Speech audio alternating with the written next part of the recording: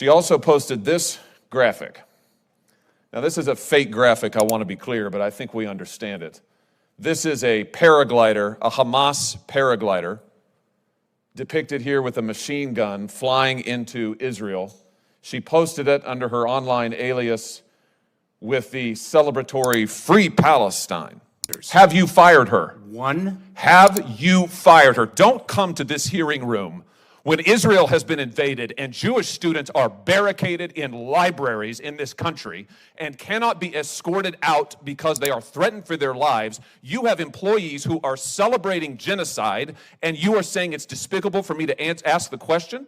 You know, I find myself constantly amazed at the level that there are people within the Biden administration, like Alejandro Mayorkas, who you just saw there, members of the media, members of Congress, people on college campuses, and people on the streets in America are willing to go to sort of hedge on the issue of supporting Israel or supporting Hamas. And those really are the two options. You can talk about the Palestinians and all this other stuff. That's fine.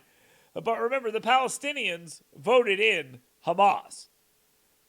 And we have people inside the United States government who are making it very, very clear that they support Hamas.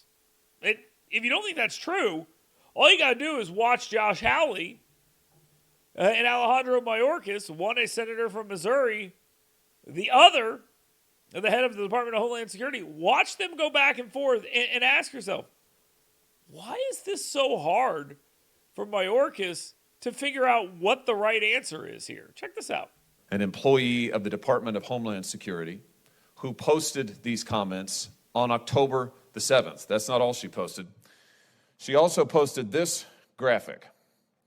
Now, this is a fake graphic, I want to be clear, but I think we understand it. This is a paraglider, a Hamas paraglider, depicted here with a machine gun flying into Israel. She posted it under her online alias with the celebratory Free Palestine. Mr. Secretary, what's going on here? Is this typical of people who work at DHS? This is an asylum and immigration officer who is posting these, frankly, pro-genocidal slogans and images on the day that Israelis are being slaughtered in their beds. Now, it's worth noting here that this woman is involved in the resettling of refugees. And she is showing sympathy for Hamas. Is that sympathy being used when she's making decisions about bringing people into this country? I'm going to guess that it is. Now, when you're asked that as a leader, shouldn't the obvious answer in response to a question like that be, it's absolutely horrific. We can't believe anyone would ever behave that way, and we're taking the steps to get rid of the person. But that's not what you're going to get here. That's not what you're going to get at all. What have you done about this? 4 things I'd like to say to you. Number one, your question to suggest that that is emblematic of the men and women of the Department of Homeland Security is despicable. I'm sorry, what have you done? This person works for the Department of Homeland Security. Have you fired her? That was one of 4 answers. Have you fired her? One. Have you fired her? Don't come to this hearing room when Israel has been invaded and Jewish students are barricaded in libraries in this country and cannot be escorted out because they are threatened for their lives. You have employees who are celebrating genocide, and you are saying it's despicable for me to ask the question? Sounds a little ridiculous, doesn't it? When it's spelled out that way, it sounds a little ridiculous because it is absolutely ridiculous. And Mayorkas thinks he has an answer for this, and later on he tried to offer it, but it was more excuse-making. And if anything, I think it made him look worse. I'd like to have a minute to respond. You were welcome to.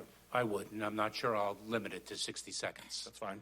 Number one, what I found despicable is the implication that this language, tremendously odious, actually it could be emblematic of the sentiments of the 260,000 men and women of the Department of Homeland Security. you were given the opportunity to denounce it and chose not to. That's on you. Not on the guy asking the question. How dare you ask that question? Why not just denounce it? That would have been a lot easier. Number one. Number two, Senator Hawley takes an adversarial approach to me in this question, and perhaps he doesn't know my own background. Perhaps he does not know that I am the child of a Holocaust survivor. Perhaps he does not know that my mother lost almost all her family at the hands of the Nazis. And so I find his adversarial tone to be entirely misplaced. I find it to be disrespectful of me and my heritage, and I do not expect an apology, but I did want to say what I just articulated. Now, here's what's interesting about that. His passion is about defending himself. And he brings up this stuff about the Holocaust and his history, which before I heard this, no, I did not know that either. How would I know that? Why would I know that? Did Josh Hawley know that? Who cares? That's another reason for you to be fired up about what's happened here, not about defending people that work for you. You're in charge of this department. He wanted to know this person who was in charge of allowing people into this country, what that person was doing and how they were still employed. Now, the long answer is that person's been placed on administrative leave and will probably be fired. That's the simple answer. There's no reason not to say that kind of stuff. But then trying to utilize your heritage as a shield, that's odious, if anything is. And it's unnecessary. But we see too much of this. Your heritage is not a shield. Again, you should be more upset about this because of your heritage. It's not a reason to let you off the hook. We should hold you to even higher account for how you should feel about this. And Democrats are trying to thread this needle for some reason. And the Biden administration is trying to thread this needle and pretend they're for Israel, while also saying, oh, those poor Palestinians. The Palestinians voted for Hamas. The Palestinians in polling support what happened there. They have to destroy that culture of Hamas.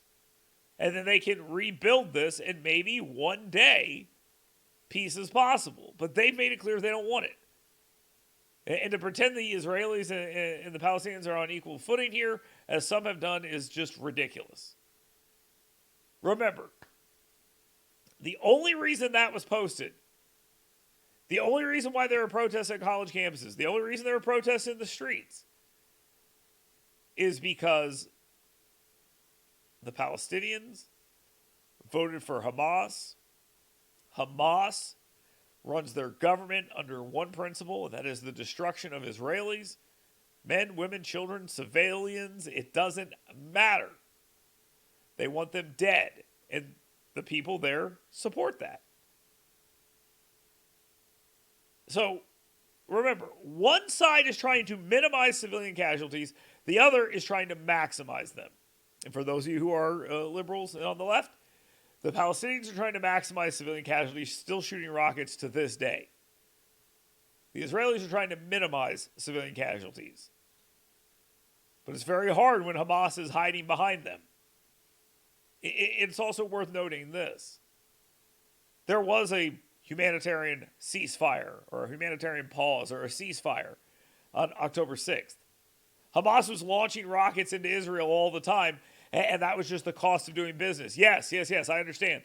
The Squad, the Hamas caucus, they wanted the Iron Dome defunded. So those rockets had a better chance of hitting civilian targets, apparently. But that was the state of doing business in Israel. They're going to shoot rockets at us, we're going to leave them alone. That was your ceasefire. Hamas and the Palestinians said that's not good enough, broke through a border wall that broke them out of their open-air prison and slaughtered 1,400 people. Now we're supposed to feel bad for the people that empowered and fueled that government. I don't think so. And Mayorkas should be able to call that out without trying to say, well, my heritage is people who got wiped out during the Holocaust. No, that you don't get to use that as a shield. Your decision-making is bad. That's all that really matters here. And if that person's still employed, that's a problem. If they're not, say so.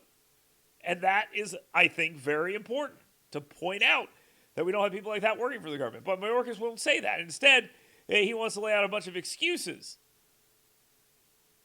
because they don't want to upset the left-wing base that is currently going insane on college campuses, in the street, in the media, and apparently in government.